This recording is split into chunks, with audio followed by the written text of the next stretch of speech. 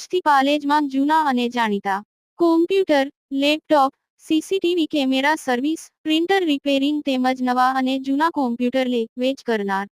Admission form તેમજ તમામ સરકારી ફોર્મ ઓનલાઈન ભરી આપવામાં આવશે. કરજણ પોલીસ સ્ટેશનમાં આગામી રથયાત્રા નિમિત્તે શાંતિ સમિતિની બેઠક તેમજ 13 તુજકો અર્પણ કાર્યક્રમ યોજાયો.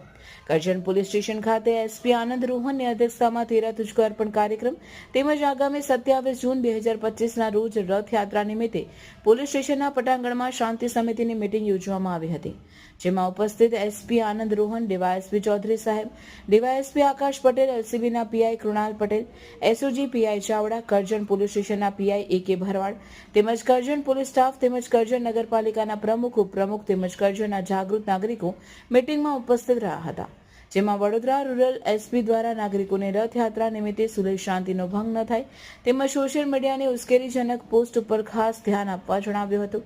બીજી તરફ 13 તુજકો અર્પણ કાર્યક્રમમાં જે લોકોના મોબાઈલ ચોરી થયા હોય, આશરે 20 જેટલા મોબાઈલ તેમજ 10 લાખ રૂપિયા જેટલા સાયબર ક્રાઇમના ગુનામાં ફસાયેલા નાણાં લોકોને અર્પણ કર્યા હતા.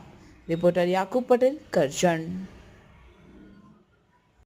આજરોજ કરજણ પોલીસના પ્રાંગણમાં પબ્લિક સાથે એક સંવાદ યોજવામાં આવ્યા હતા, જેમાં 13 તુજકો અર્પણ કાર્યક્રમની પણ આયોજન કરવામાં આવ્યું હતું, જેમાં કેટલાક લોકોના મોબાઈલ અને સાયબર ફ્રોડમાં વહી ગયેલા નાના લોકોને પરત કરવામાં આવેલ હતા અને સાથે સાથે જો 23 તારીખ રથયાત્રાનું આયોજન છે, આ બાબતમાં આયોજકો સાથે ડિટેલ ચર્ચા કરવામાં આવી હતી.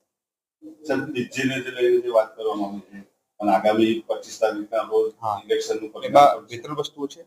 એક તો 25 તારીખે મતગણતરી પણ છે, તો એ આયોજન પણ અને એ આખું એક શાંતિપૂર્ણ માહોલમાં પૂરા થાય આ બાબતમાં ચર્ચા કરવામાં આવી અને સાથે સાથે કોઈ પણ ધાર્મિક તહેવારમાં ડીજેમાં કોઈ ઉશ્કેરણીજનક સોંગ નહીં વાગે આ બાબતમાં ખાસ સૂચના કરવામાં આવી.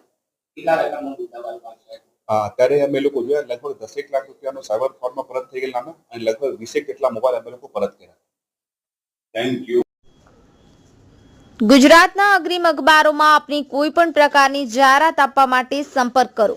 જાહેરાત વ્યાજબી ભાવે પ્રસિદ્ધ કરી આપવામાં આવશે.